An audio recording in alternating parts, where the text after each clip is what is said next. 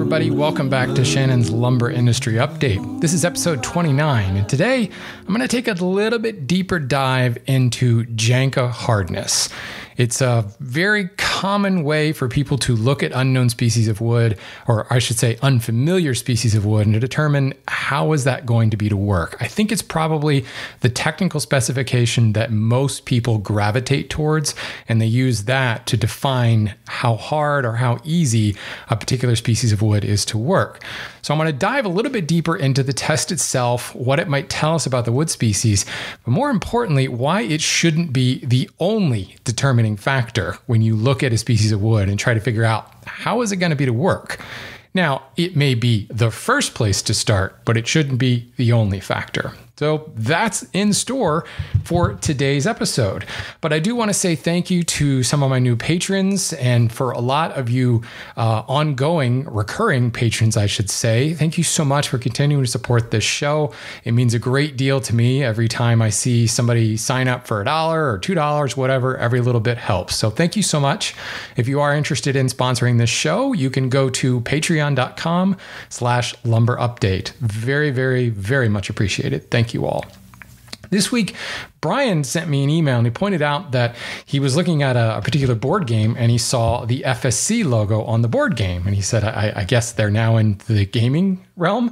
And this is very common. You're going to see the FSC logo showing up on a lot of consumer products because essentially they are paper products. And paper products for years have been sporting the FSC logo. Pick up a notepad, and on the back, you're probably going to see that little FSC logo. Pulp plantations were some of the first to jump on board with this. In fact, that industry alone, the paper industry alone, was most likely the catalyst for FSC, just because of the sheer volume of acreage that these factories consume. And frankly, from a sustainability perspective, the way that they raise the trees, the plants to produce their pulp for paper is done explicitly for the production of paper.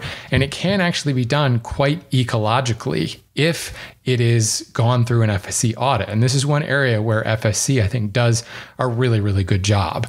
So if you ever are in a store somewhere and you're buying a book or you're buying a board game or something like that, and you see that FSC logo and you go, what? What's the FSC logo doing there? Well, paper, yeah, that probably started the whole thing. So thanks for bringing that to my attention, Brian. Bobby shared an interesting newspaper clipping from Oregon, and there is actually a candidate. You remember a couple episodes ago, I talk about the cross-laminated timber plants that have been opening up both in Maine and then in Oregon. Well, there is a local candidate who is running almost entirely on the platform of let's support these CLT manufacturers in order to create more jobs. So the entire platform is kind of a jobs platform, but also education. Work with the local universities, local colleges, whatever, to continue to build the skill set to help support the CLT industry that is exploding up in that area. So kind of interesting. We are seeing that now that they've made the chance to move there. This happens a lot. How are they going to continue to staff those organizations going forward? How is the local government, how is the local community going to rally around this manufacturer and make sure that it's successful, but also makes the whole community successful? So probably not a surprise that you've got a politician that's using this as a campaign platform. So thank you, Bobby. Interesting to see that. And then finally, Ryan, I want to thank you for pointing out a podcast I was unfamiliar with. It's called the Forest Cast podcast, and it's actually put out by the U.S. Forest Service. It's really well produced. Like, you would think it's an NPR type production, definitely professional level audio, everything. Really, really well done. And it's a kind of a shorter format podcast as well, but it's specifically looking at the little beasties, the pests and the blights. And the episode on the emerald ash borer was really fascinating. The episode on the gypsy moth was really, really good. I think I'm maybe 4 episodes in at this point, but just fantastic. Anybody who's been listening to this podcast and has heard me talk about the bugs and things and affecting our trees, this is a must listen to. Really, really well done. Major kudos to the U.S. Forest Service for putting this together. There's a lot of talk of it being a 6-part series on bugs. I'm not exactly sure if that means when he's done the whole show is done. I'm hoping that it continues. Did I say that? It's really well done. Thank you for sharing that, Ryan. Very, very cool. So let's dive into Janka Hardness, shall we? If you were to Google it, pull up a Wikipedia entry, you'll see that this has been around a long, long time. It's actually attributed to a German back in like the mid 1800s. His last name was Janka. That's where it comes from. First thing I should say, and many times in the past when I have talked about it, I've talked about at least the imperial units. I keep saying pounds per square inch. That is not at all accurate. And I've had several people write in and say, please stop saying that because it's not right. The units for Janka are pounds force, not pounds per square inch, because the area with which the Janka test is done is determined by the steel ball. That steel ball is a diameter of 0.444, and it's pressed half of its diameter into the wood. So the Janka test itself takes a steel ball that is that approximately half-inch diameter, and it pushes it a half an inch into the face grain of the wood. And it's important to say that this is not an in-grain test. This is a face grain test. The sample sizes will vary from one to another, but for the most part, it's all about that steel ball and the pounds of force required to push that 0.444 inch ball in is what we're getting. So the unit is actually pounds force. Over in Europe, you may see newtons or kilonewtons. Again, the numbers will vary, certainly as the units vary, but you'll also find from one source to another, you'll see slight variations in the number. Somebody will say walnut is 850. Another will say 912. I've seen 950 sometimes for walnut. I'm not going to get too caught up into those numbers because usually the variance is not dramatic. It's not 2,000 or something like that. It's usually within 100 deviation. And I think that's acceptable. And more than likely, if you were to test one piece of walnut to another piece of walnut, you're going to find variance in that. So I'm pretty sure that these numbers are averages anyway. So don't get too caught up into the minutia there. You're looking at that number as a ballpark. So the number alone tells you a lot. And this is why I say Janka Hardness is probably your first stop. If you are looking through, one of those wood identifications books with all the pretty pictures and everything, you're trying to find a wood to build your next project out of, oftentimes I will start just by looking at the color. What kind of color paddle am I going for? Availability is certainly a factor. I may find something, Power Rosa, that looks gorgeous, but I can't find it anywhere. That's kind of an issue.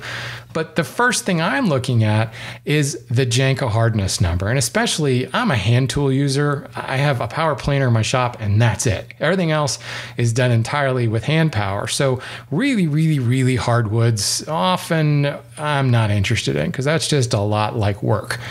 But so what I'm saying is I will often look at that Janka number and say, okay, I love working with cherry. I love working with walnut, all about mid 800s to low 900s in the Janka number. So I can look at that and say, let's find some other woods around 800, 900, and I'll be happy working those as well. Soft maple is a perfect example of this.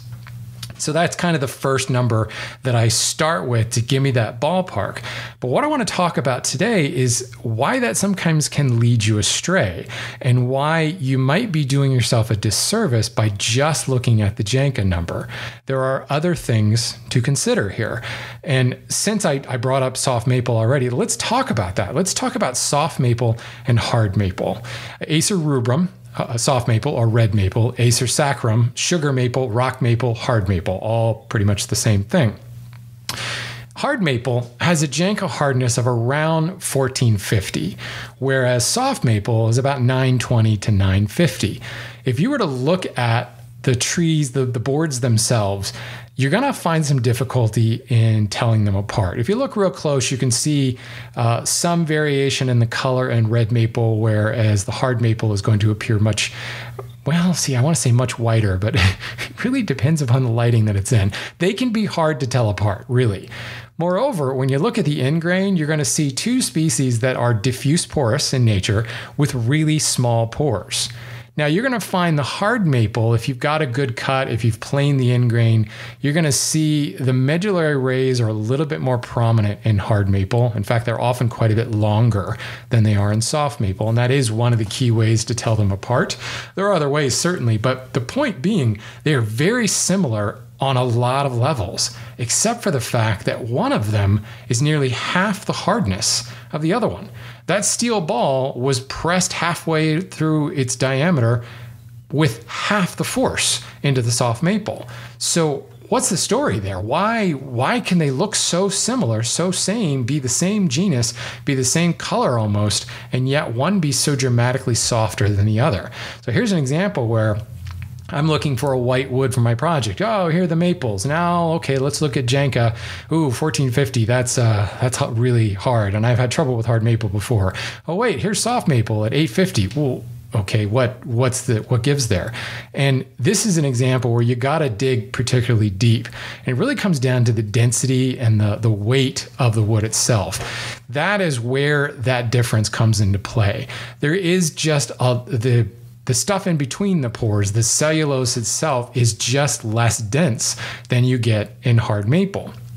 And a lot of this, I think, because hard maple or sugar maple, it's named sugar maple because that's what we're making maple syrup from, the resins and all the extractives that come out of the hard maple tree themselves does make the wood just that much harder. There's just more stuff going on there. The red maple or the soft maple, the cellulose tissue is just less dense. There's a little bit more dead air inside there, whereas that hard maple has the resin, the maple syrup that's floating around in there. And as that's dried, also, it's going to crystallize and condense and make things just a lot harder. So here is an example where it's the extractive itself, the byproduct of the tree, the maple syrup in this case, that really can be a key differentiator. Now, you can really go down a rabbit hole here, and you're going to find several other things that distinguish the two of them and make one softer than the other. For just the average woodworker, if you would go to some place like the Wood Database, you would look them up, kind of pull up two pages side by side, which I'll do that right now. And I'm seeing similar appearance here. I'm seeing similar pore size, but there's that dramatic difference in Janka hardness. And what it really comes down to here is the density or the specific gravity. In the instance of red maple, we're looking at 0.49. In the instance of hard maple, 0.56. Now that is on 12% moisture content, and that number is on a green count. Whereas once it's dried, the difference we have is 0.61 for soft maple and 0.71 for hard maple. Now, 1/10, is that really that big of a deal? Hell yeah, that's a big deal. And there is where your difference in hardness comes from.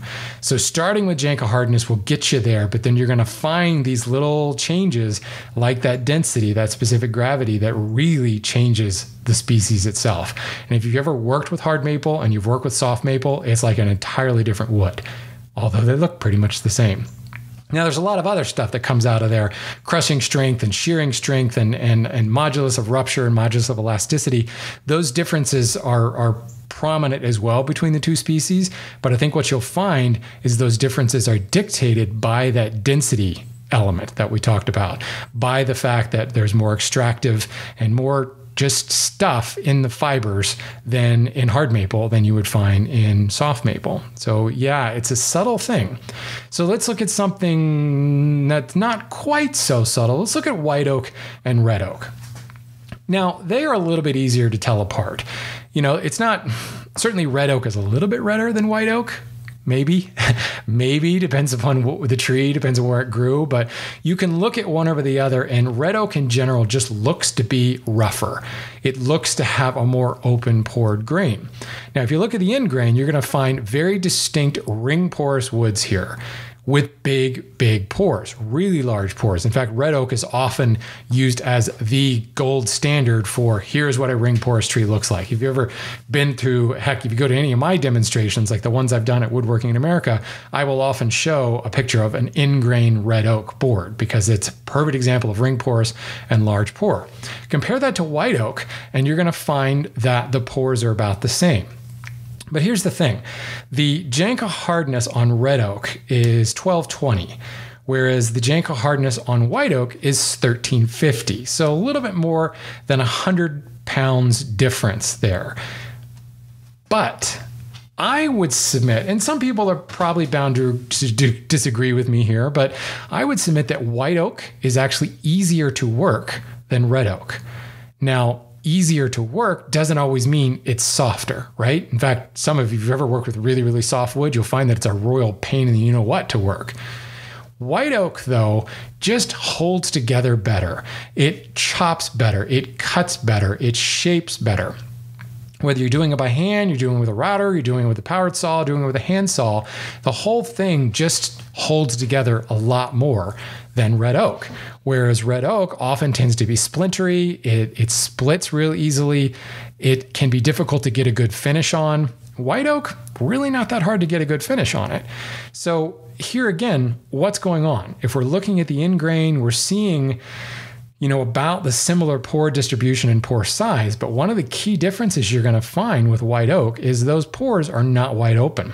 Those pores are stuffed up with a substance called tylose, which I often compare it to caulk, like the stuff you put around the edge of your bathtub, the waterproofing caulk that goes around the bathtub. And that's really what tylose is, which is why white oak is a great exterior wood species and red oak, not so much. The pores on red oak are huge, wide open, and they will suck the water up inside via capillary action and rot the board from the inside out. Whereas the tylose in the white oak has stoppered up those pores, and there is no absorption of water through them. There's an old episode of the Woodwright Shop that I love where Roy says the best way to tell the difference is to stick both boards in a cup of water and blow on the end. And sure enough, you blow on the red oak board and you get bubbles coming out the other side because it's like one big long straw. You blow on the white oak board and nothing, because that tylose has stoppered everything up. So similar to the hard maple question where you've got an extractive, you've got something else going on in the fibers, the white oak has actually got that tylose that stoppered things up, and it kind of acts like a glue, which holds the whole thing together. So while your structure is very lattice-like with those huge pores and those definite ring pore structure that makes red oak splintery and easy to split and difficult to finish and just kind of finickier to work, it also will account for the slightly lower Janka number, because there is just more dead air in there and there's more compression as that steel ball is pressed into the face grain, more of that dead air can be taken up. And again, that can also cause that splintering.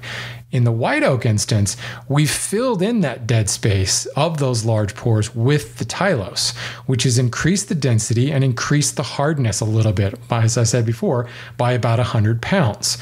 But that tylose has acted as a way to kind of homogenize the entire board. And that's probably the greater difference that you're going to feel. If you were to blindfold yourself, and I don't recommend doing this, don't blind yourself with chisels. If you blindfold yourself with a chisel and you took a pass on one board and a pass on the other, you would feel the difference transmitted through that chisel, assuming the chisel is sharp.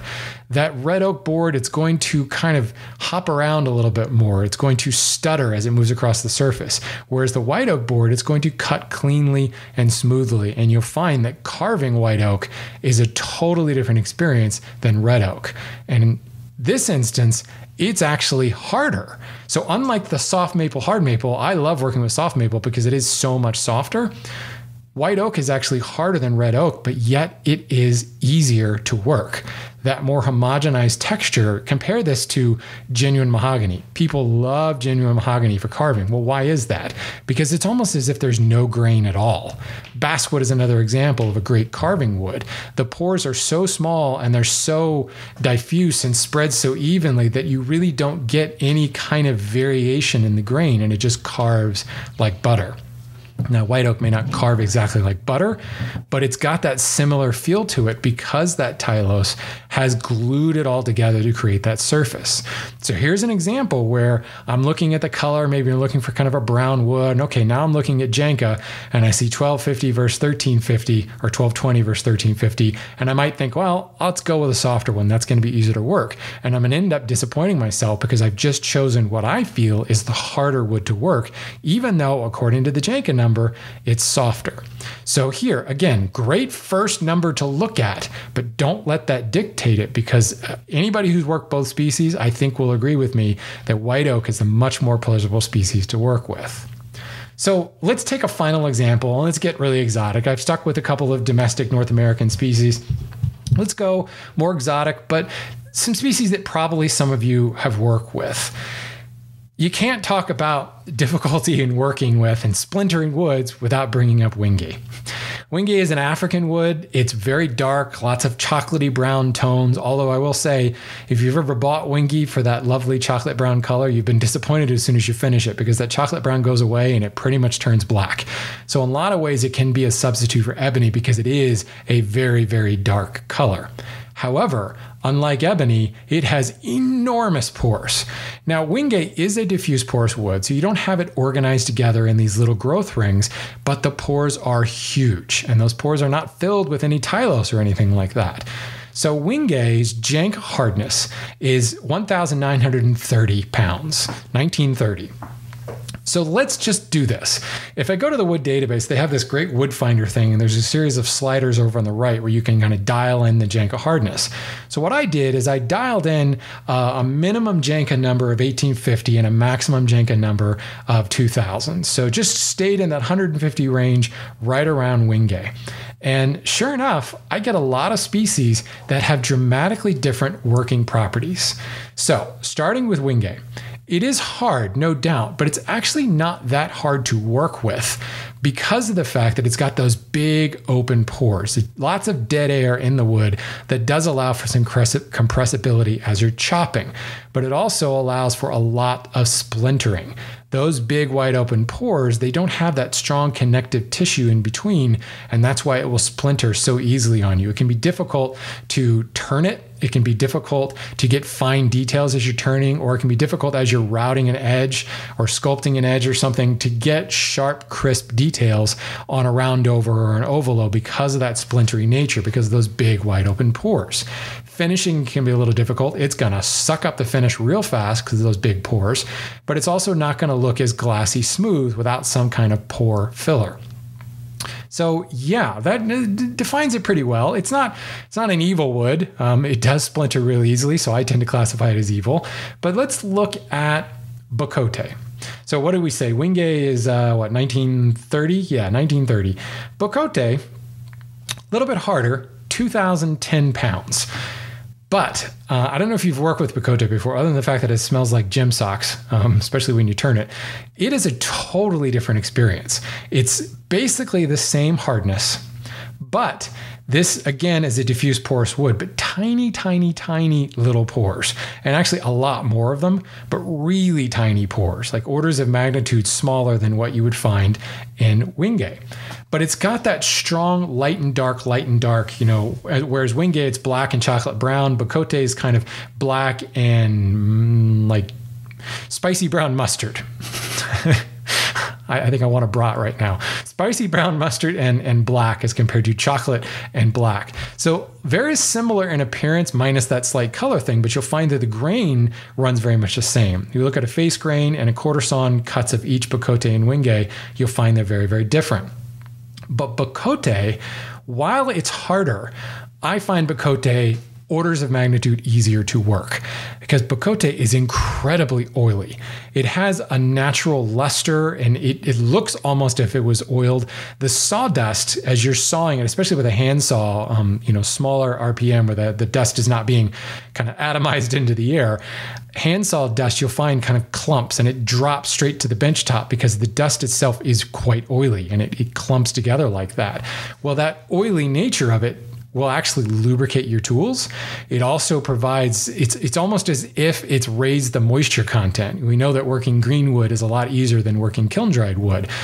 So, I mean, this is not moisture in the fact that it's water, but it is an oil, it is a resin, it is an extractive in the wood itself that makes that, while slightly, about 70, 60 pounds harder than wingay, it is so much easier to work. Now, it is hard. There is no doubt it's hard, but it holds details so well. And the difference here really not only is the oily nature of it, but really the pore size. and the pore distribution. Even though those pores are even though both species, Wingay and Bacote, are diffuse porous, the size of the pore in the Bacote being so much smaller is really the game changer. And you will find some differences in specific gravity, but not that much. I want to say, let me just look real quick. 0.72 in the Wingay versus 0.68 in the Bacote. So here, unlike the maple, we can't really look at that density number and see, okay, there's the defining factor. In this case, it's all about the pores, the size of those pores that makes that difference. If you keep going down this route, Wingay compared to Ziricote, again, another chocolatey brown and black species. Ziricote is fantastic wood to work. Totally interesting face grain. That is 1970 pounds in Janka as compared to 1920 for Wingay. So even closer in the hardness, but dramatically easier to work with. Here in this instance, you're going to be looking again at both being diffuse porous woods, but again, Ziricote has very tiny pores. But it also has a lot of extractives, a lot of oil and a lot of resin, which creates that cool variegated looking surface. And it is a lot easier to work. Again, very hard, but not nearly as brittle as Wingay. And again, it comes down to the inner nature of it. Let's cross the pond and stay domestic. Looking at Wingay at 1920 hardness, even closer in size is the 1930 pounds of pistachio. And we're talking about the fruit tree, the nut tree, grown in California, and the Mediterranean as well. Pistachio has to be one of my favorite woods to work. I wish that you could get this in larger boards, but really it's a nut tree. The tree is grown for the fruit that it creates, not really as a lumber tree. Usually when I've gotten my hands on it, it's for turning blanks. Occasionally I've gotten very small boards that you can use for accents, but man, this stuff is wonderful to work. Now think about the pistachio nut. Think about any nut tree. What nut trees have very commonly is very high oil count.